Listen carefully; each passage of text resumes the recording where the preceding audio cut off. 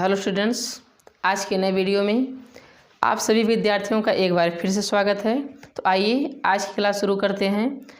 आज हम लोग पढ़ेंगे फिजिक्स में विद्युतशीलता चैप्टर है, विद्युतशीलता हेडिंग है, उसके बारे में पढ़ेंगे, चर्चा करेंगे। विद्युतशीलता क्या होती है, परावैद्युतांक क्या होता है। तो आइए क्लास शुरू करते हैं। तो यहाँ पे हमने कुछ परिभाषा लिख दी है, पहले हम परिभाषा पढ़ देंगे, फिर इसके बारे में बात करेंगे, इसको समझाएंगे आपको अच्छे तरीके से। तो विद्युतशीलता क्या होती है, यहाँ पे लिखा गया है कि प्रत्येक पदार्थ मूल रूप से उदासीन होता है, अतः वह अपने आवेशित होने का विरोध करता है। यह विरोधी गुण ही विद्युतशीलता कहलाती है। वास्तव में इस ब्रह्मांड में जितने भी पदार्थ होते हैं मूलतः उदासीन होते हैं और वे अपने आवेशित होने का विरोध करते हैं। जैसे कि आपने फिजिक्स में जड़त्व पढ़ा होगा, यानी जो वस्तु जिस अवस्था में रहती है उसी में रहना चाहती है, वह अपने अवस्था परिवर्तन का विरोध करती है। बस वही बात यहाँ भी आपको समझना है कि जितने भी परमाणु होते हैं, पदार्थ होते हैं, वे अपने आवेशित होने का विरोध करते हैं और यह विरोधी गुण ही क्या कहलाता है, विद्युतशीलता कहलाती है, विद्युतशीलता।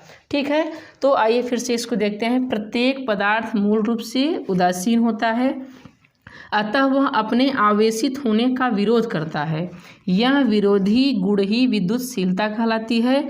इसका अर्थ यह है कि विद्युतशीलता जितनी अधिक होगी, वस्तु के आवेशित होने की प्रवृत्ति उतनी ही कम होगी। जो भी वस्तु होती है अपने आवेशित होने का विरोध करता है, पदार्थ हो, परमाणु हो, अगर उसकी विद्युतशीलता अधिक है तो वह आवेशित नहीं होना चाहेगी। इसका मतलब ये है कि विद्युतशीलता जितनी, अगर विद्युतशीलता अधिक है तो आवेशित होने की प्रवृत्ति उसकी कम होगी, वह कम से कम आवेशित होना चाहेगी। तो अब आगे हम लोग बढ़ते हैं। तो क्या है विद्युतशीलता के प्रकार? तो विद्युतशीलता दो प्रकार की होती है। पहला है निरपेक्ष विद्युतशीलता, दूसरा सापेक्ष विद्युतशीलता। पहला है निरपेक्ष विद्युतशीलता, दूसरा सापेक्ष विद्युतशीलता। तो आइए देखते हैं निरपेक्ष विद्युतशीलता क्या होती है, समझते हैं। तो निरपेक्ष विद्युतशीलता भी यहाँ लिखा गया है, आइए समझते हैं। वायु अथवा निर्वात की उपस्थिति में, वायु अथवा निर्वात की उपस्थिति में विद्युतशीलता निरपेक्ष विद्युतशीलता कहलाती है। वायु अथवा निर्वात की उपस्थिति में जो विद्युतशीलता होती है उसको हम लोग क्या बोलते हैं, निरपेक्ष विद्युतशीलता बोलते हैं। इसे एप्सिलॉन नॉट, इसको क्या बोलते हैं, एप्सिलॉन नॉट, एप्सिलॉन नॉट से प्रदर्शित करते हैं, एप्सिलॉन नॉट से प्रदर्शित करते हैं। वायु अथवा निर्वात की उपस्थिति में विद्युतशीलता निरपेक्ष विद्युतशीलता कहलाती है। इसे एप्सिलॉन नॉट से प्रदर्शित करते हैं। आइए देखते हैं एप्सिलॉन नॉट का मान क्या होता है। प्रयोगों द्वारा एप्सिलॉन नॉट का मान ज्ञात किया गया है और एग्जाम में भी बहुत अधिक पूछा जाता है इसके बारे में। तो एप्सिलॉन नॉट का मान होता है 8.85, 8.85 × 10⁻⁻12 कूलाम स्क्वायर प्रति न्यूटन मीटर स्क्वायर होता है। एप्सिलॉन नॉट का मान आप याद कर लेंगे, क्योंकि कंपटीशन एग्जाम में भी और आपकी यूपी बोर्ड एग्जाम में भी ऑब्जेक्टिव क्वेश्चन में ये बहुत ज़्यादा पूछा जाता है, लघुत्तरीय प्रश्न में भी पूछा जाता है।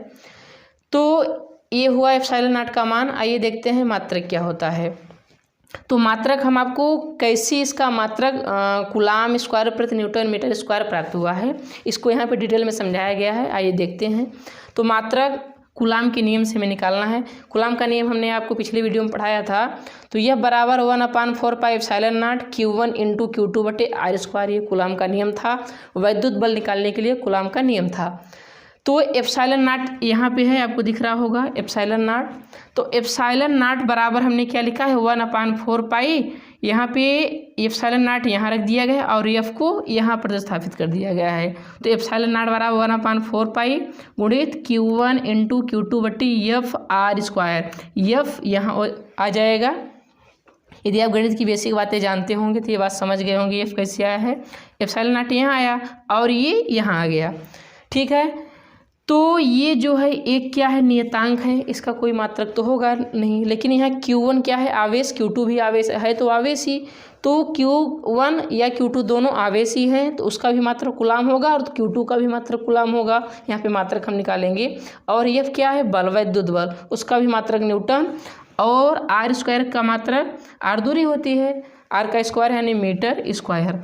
तो कूलाम का गुणा कूलाम में है, तो कूलाम स्क्वायर, कूलाम को C से प्रदर्शित करते हैं, डिनोट करते हैं, तो C² या कूलाम स्क्वायर बटे न्यूटन मीटर स्क्वायर। ये हुआ हमारा एप्सिलॉन नॉट का मात्रक। और ये मात्रक भी ऑब्जेक्टिव एग्जाम में ज़्यादातर पूछा जाता है, संभवतः प्रत्येक वर्ष पूछा जाता है कि एप्सिलॉन नॉट का मान और मात्रक दोनों पूछा जाता है। तो इस दोनों पॉइंट्स को आप अच्छे से पढ़ लेंगे, समझ लेंगे। तो निरपेक्ष विद्युतशीलता के बाद आते हैं सापेक्ष विद्युतशीलता पर, कि सापेक्ष विद्युतशीलता क्या होती है। तो सापेक्ष विद्युतशीलता के बारे में जैसे यहाँ पे लिखा गया, सापेक्ष विद्युतशीलता बराबर माध्यम की विद्युतशीलता बटे वायु या निर्वात की विद्युतशीलता। तो इसकी अगर हमें परिभाषा लिखनी होगी तो हम ऐसे लिखेंगे कि वायु या निर्वात की विद्युतशीलता, वायु या निर्वात की विद्युतशीलता के सापेक्ष, वायु या निर्वात की विद्युतशीलता के सापेक्ष माध्यम की विद्युतशीलता क्या कहलाती है, सापेक्ष विद्युतशीलता। या ऐसे भी बोल सकते हैं माध्यम की विद्युतशीलता, यानी किसी माध्यम की विद्युतशीलता तथा वायु या निर्वात की विद्युतशीलता के अनुपात को क्या बोलते हैं, सापेक्ष विद्युतशीलता।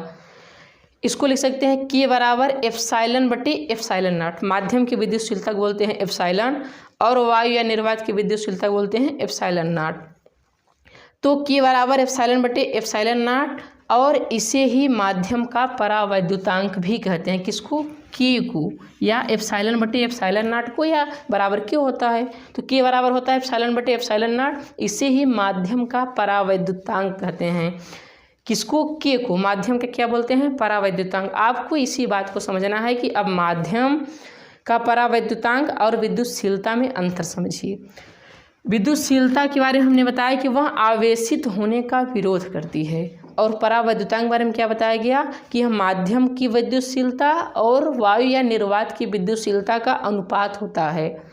परावैद्युतांक माध्यम की विद्युतशीलता और वायु या निर्वात की विद्युतशीलता का अनुपात होता है, जबकि जो विद्युतशीलता होती है वह आवेशित होने का विरोध करती है। इन दोनों बातों में अंतर स्पष्ट, क्योंकि काफ़ी लोग विद्युतशीलता और परावैद्युतांक को एक ही मान करके चलते हैं। ऐसा नहीं है, दोनों में बेसिक अंतर है। जो परावैद्युतांक होता है माध्यम की विद्युतशीलता और वायु या निर्वात की विद्युतशीलता का अनुपात होता है, और विद्युतशीलता क्या होता है, आवेशित होने का विरोध करना ही क्या कहलाती है, विद्युतशीलता।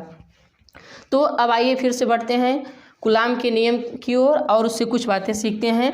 तो जैसा कि यहाँ पे लिखा गया है, कूलाम का नियम क्या है, यह बराबर 1/4 पाई एप्सिलॉन नॉट के Q1 इंटू Q2 बटे R²।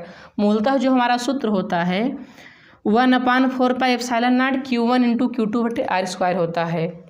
हमने कूलाम का नियम जब पढ़ाया था तो आपको बताया था कि जब वायु या निर्वात के स्थान पे कोई अन्य दूसरा माध्यम हो, जब वायु या निर्वात के स्थान पे कोई अन्य दूसरा माध्यम हो, तो उसका परावैद्युतांक निकालने के लिए क्या होता है, बीच में परावैद्युतांक आ जाता है, बीच में दूसरा माध्यम आ जाता है, तो बल कुछ कम हो जाता है या अधिक हो जाता है। तो उस पर डिपेंड करता है परावैद्युतांक क्या है। अगर ये कि आएगा तो ये बल कम हो जाएगा, परावैद्युतांक आएगा, दूसरा माध्यम आएगा तो बल फिक्स ही कम हो जाएगा। तो आइए परावैद्युतांक के लिए कुछ मान है समझते हैं।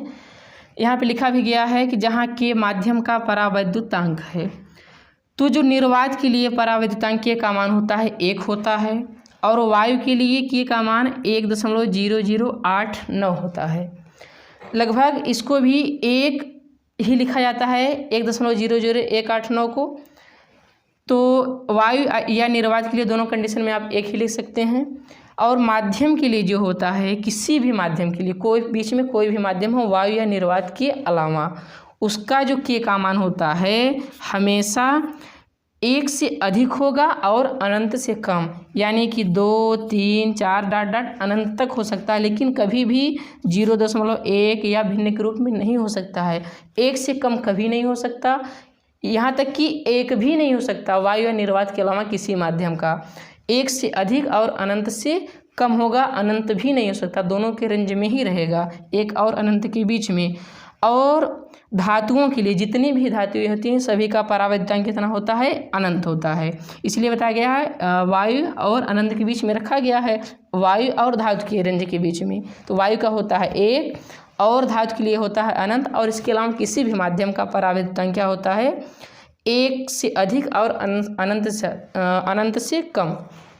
तो कभी कभी क्वेश्चन पूछ लिया जाता है कि किसी भी माध्यम का परावैद्युतांक हो सकता है 1, 2, -1.4। तो किसी भी माध्यम का परावैद्युतांक हमेशा, अगर ऐसा ऑब्जेक्टिव क्वेश्चन आएगा, केवल 2 सत्य है, 1 भी नहीं हो सकता क्योंकि हमेशा 1 से बड़ा होगा। -1 तो नहीं हो सकता क्योंकि ये 0 से भी छोटा है, और 0.4 भी नहीं हो सकता क्योंकि 1 से भी ये भी छोटा है। तो जब भी ऐसा क्वेश्चन आएगा तो हमेशा माध्यम के लिए 1 से अधिक और अनंत से कम रखेंगे। तो आज की वीडियो के लिए बस इतना ही। यदि हमारा वीडियो आपको पसंद आया है तो वीडियो को लाइक करें, शेयर करें एवं चैनल को सब्सक्राइब करना ना भूलें।